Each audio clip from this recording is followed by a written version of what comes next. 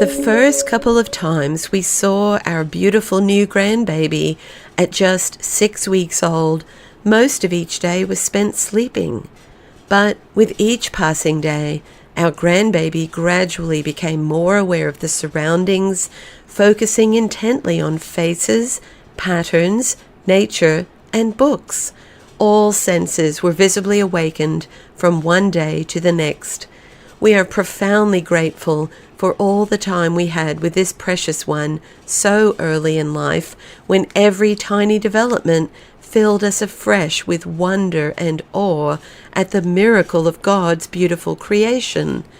One day, as we, Mama, Dada, Grandma, and Grandpa, all sat in close proximity to little Mouse, doing the age-old practice of baby adoration, our grandbaby's first smile was directed at Daddy, and immediately an animated conversation began with Mama in beautiful, full-bodied gurgles and coos.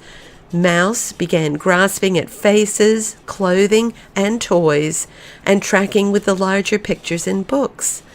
Our grandbaby's Mama and Daddy had been there every moment since well before Mouse was born, and every moment of life since.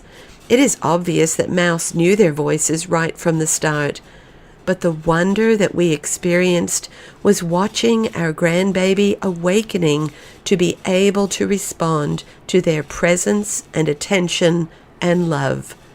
The God who made you and me, the God who made everything that is, the God who is Trinity, described by the witness of Scripture to God's unfathomable love, incarnate in Jesus Christ and active by the power of the Spirit in the community of faith today, this God is the God whose presence, attention, and love are with you and me right here, right now. There has never been a moment when God's presence, attention, and love have been absent in our lives, or, in fact, since eternity past until eternity future, forever and ever. It's not God's presence, attention, and love that need to be awakened. As we come to the communion table today, God invites us afresh to know and experience the presence, attention, and love of God.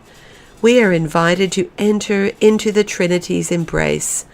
We are invited to receive, be filled, and be sent out, ever enfolded in God's embrace, to offer the presence, attention, and love of God to the world.